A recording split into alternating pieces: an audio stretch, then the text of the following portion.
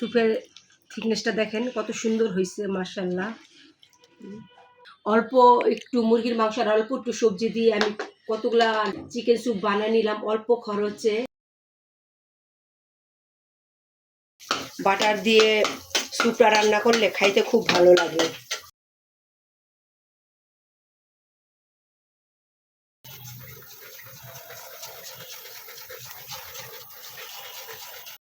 Hello বন্ধুরা, আসসালামু আলাইকুম। কেমন আছেন? আশা করি আল্লাহর রহমতে ভালো আছেন। আলহামদুলিল্লাহ আমরাও সবাই ভালো আছি। তো সকালবেলা ঘুম থেকে উঠে ঘর দুয়ার গুছিয়ে তারপরে নাস্তা করে আমি আর আমার মা নিচে চলে গিয়েছি কিছু সবজি আনতে। তো এখন আমি আমার মা সবজি নিয়ে চলে এসেছি। তো এখানে আছে পাতাকপি, তারপরে টমেটো, গাজর, পেঁয়াজকলি আনা হয়েছে, ধনিয়া পাতা, তারপরে আরও আনা হয়েছে গরম মশলা, আর আনা হয়েছে চিকেন। আর এই সবজিগুলো আনা হয়েছে আজকে আমি চিকেন স্যুপ রান্না করব। এই জন্য এই প্রথম আমি চিকেন স্যুপ রান্না করব। জানি না কেমন হয় না হয়, পারবো কি না ঠিক মতো। তো এখানে বড় চিকেন আনা হয়েছে, তো ঘরেও রান্না হবে আর অল্প কিছু পরিমাণ চিকেন দিয়ে আমি চিকেন স্যুপ রান্না করব। তো এখন আমি চিকেনটা মানে পলিথিন থেকে খুলতেছি, খুলে তারপরে আমার মা ঘরের জন্য রান্না করবে। তো আমি আগেই খুলে এগুলো সব আপনাদেরকে দেখিয়ে দিলাম। আর চিকেন খাইতে কিন্তু বাচ্চারাই বেশি ভালোবাসে, এই জন্য আমাদের ঘরে চিকেনটাই খুব আনা হয়। আর এইদিকে শীতের বেলা, তো প্রতিদিন তো ভাত তরকারি খাওয়া হয়, তো আমার মাকে বললাম শীতের সবজি দিয়ে খিচুড়ি রান্না করতে। তো এখানে খুব সুন্দরভাবে 9 রকমের সবজি দিয়ে আমার মা খিচুড়ি রান্না করেছে। দেখতেই তো পারতেছেন, গরম গরম ধোঁয়া ওঠা খিচুড়ি কত সুন্দর লাগতেছে দেখতে। আর আছে লেবু, আর এই দিক দিয়ে আমার মা সবাইকে আর কি খিচুড়ি বেড়ে দিতেছে। আর সাথে আছে 3 পদের ভর্তা আর ডিম ভুনা। আর আমার ভাইয়ের বউকেও ডেকেছি খিচুড়ি খাওয়ার জন্য, যেহেতু এতগুলা খিচুড়ি আমরা খেয়ে শেষ করতে পারবো না, এই জন্য ওদেরকেও ডাকা হয়েছে খিচুড়ি খাওয়ার জন্য। তো আমার এই যে ভাইয়ের ছেলেকে একটু দিতেছে মুখে, ভাইয়ের মেয়েকে একটু দিতেছে, তো ওরা খাইতেছে আর দুষ্টামি করতেছে। আর ওই দিক দিয়ে আমার ভাইও খিচুড়ি খাইতেছে।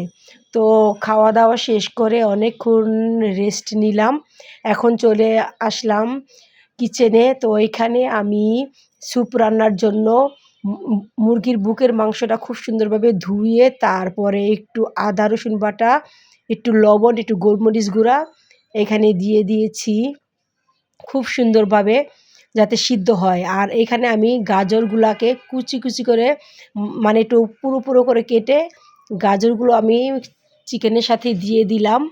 তো দিয়ে একটু নাড়াচাড়া দিয়ে দিতেছি, তারপরে এটা সিদ্ধ হইলে আমি নামিয়ে নেব।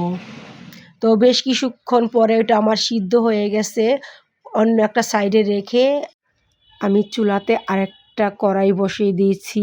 তো কড়াইটা গরম হওয়ার পরে আমি ওখানে বেশ কিছু পরিমাণ বাটার দিয়ে দিয়েছি। তো আমার বাটাটা যখন গলে গিয়েছে তখন আমি এইখানে রসুন কুচি দিয়ে দিলাম। তো রসুনটা একটু হালকা করে ভাজা ভাজা করে নিব। তো আমার রসুনটা ভাজা হয়ে গেছে, এখানে আমি দিয়ে দিলাম কিছুটা পেঁয়াজ কুচি। তো পেঁয়াজটা আমি খুব সুন্দরভাবে রসুনের সাথে ভেজে নিব। তো রসুন পেঁয়াজটা ভাজা হয়ে গেছে, এখানে আমি কিছুটা টমেটো কুচিয়ে রেখেছিলাম, মানে বিচি ফেলে দিয়ে। তো ওই টমেটোটা আমি এখানে দিয়ে দিব।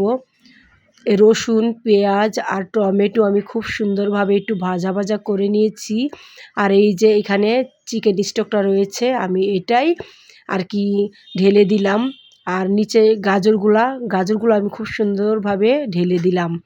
আর এই যে চিকেনটা আমি ঠান্ডা করে খুব সুন্দর করে ঝুরো ঝুরো করে নিয়েছি। তো চিকেনটা আমি এটার সাথে একত্রে দিয়ে তারপরে একটু নেড়ে চেড়ে দিতেছি। তো এটা যখন বলক আসবে তখন আমি আরও অন্য কিছু দিব। তো সাথে কিছু পেঁয়াজ কলিও দিয়ে দিলাম। আর দিয়ে দিতেছি সয়া সস, যেহেতু সয়া সসটা দেওয়া লাগে এই জন্য আমি অল্প পরিমাণেই সয়া সসটা দিয়ে দিলাম। আর এখানে দিয়ে দিলাম কিছুটা টমেটো সস, তারপরে একসাথে একটু ভালো করে নেড়ে চেড়ে তারপরে আমি চিকেন সিদ্ধ করার সময় কিন্তু লবণ দিয়েছি, দেখলাম আমার লবণটা কম হয়েছে। তারপরে কিছুটা পরিমাণ আমি লবণও ওইখানে দিয়ে একটু নেড়েচেড়ে দিলাম। ওইটা বলক উঠতে থাকুক। আর এইখানে আমি একটা বাটিতে করে কিছুটা পরিমাণ কর্নফ্লাওয়ার নিয়েছি। তো এই আরেকটা বাটিতে করে পানি নিয়েছি। এখন অল্প একটু পানি দিয়ে আমি এই কর্নফ্লাওয়ারটা ভালো করে একটু গুলিয়ে রাখবো, যাতে চিকেনটা আমার বলক উঠলে আমি এই কর্নফ্লাওয়ারটা দিয়ে দিব। আর অন্য সাইডে কিন্তু আমার স্যুপটা কিন্তু খুব সুন্দরভাবে মানে বলক উঠতেছে। আর এইখানে আরেকটা ডিম নিয়ে নিয়েছি। আমি এই ডিমটাকে খুব সুন্দরভাবে ভালো করে ফেটিয়ে নিব। চিকেন স্যুপে ডিম, কর্নফ্লাওয়ার এটা তো মাস্ট বি দেওয়াই লাগে। আর এখানে আমার স্যুপটাতে আমার গাজর তারপরে এগুলা সব কিন্তু সিদ্ধ হয়ে গেছে। তো এখন আমি আস্তে আস্তে করে কর্নফ্লাওয়ার পানিটা ঢেলে দিব আর এক হাত দা নাড়াচাড়া করব। যদি মানে ঢেলে দিয়ে নাড়াচাড়া না করি তাহলে কিন্তু কর্নফ্লাওয়ারটা নিচে বসে যাবে, মানে স্যুপটা খুব একটা ভালো হবে না, তখন দলা পাকায় যাব। এজন্য আমি এক হাতে নাড়তেছি আর এক হাতে দিতেছি। তো আমার বেশ কিছুক্ষণ পরেই আমি এখানে একটা যেই ডিমটা ফেটিয়ে রাখছিলাম সেই ডিমটা আমি এক হাতে এরকম করে দিতেছি আর এক হাতে নাড়তেছি। দেখেন আমার স্যুপটা কি সুন্দর দেখাইতেছে। আমি আর 2 মিনিট জাল করে নিয়ে তারপরে আমি চুলাটা অফ করে দিব। আর সার্ভ করার আগে আমি এখানে কিছুটা লেবুর রস আমি এখানে দিয়ে নিয়েছি। তো আমার স্যুপ রান্না শেষ। এখন আমি স্যুপটা বাটিতে তুলে দিতেছি। শীতের বেলায় এরকম গরম গরম ধোয়া ওঠা মানে চিকেন স্যুপ খাইতে কিন্তু অনেক ভালো লাগে, শীতের সন্ধ্যায় বিশেষ করে। আর এগুলো কিন্তু অনেক হেলদি, স্বাস্থ্যকর। নিজের হাতে বানানো স্যুপ, স্যুপের থিকনেসটা দেখেন কত সুন্দর হয়েছে, মাশাআল্লাহ। গরম গরম ধোয়া ওঠা স্যুপ। তো আমি একটু ট্রাই করে দেখি কেমন হয়েছে খাইতে। বিসমিল্লাহ। কি বলবো আপনাদের, অনেক টেস্টি হয়েছে, অনেক মজা হয়েছে স্যুপটা।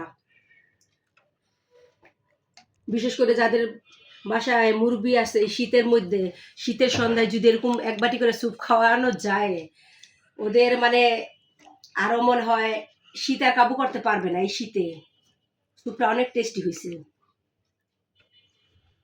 আর এই স্যুপটা আমি নিজে রান্না করছি, এই জন্যই বলতেছি না যে মজা হয়েছে, আসলে স্যুপটা অনেক মজা হয়েছে। এখন আমি স্যুপ খাইতে খাইতে বিদায় নিব।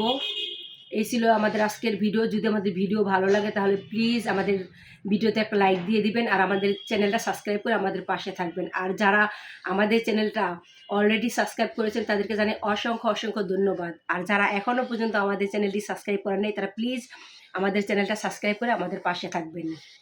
আসসালামু আলাইকুম।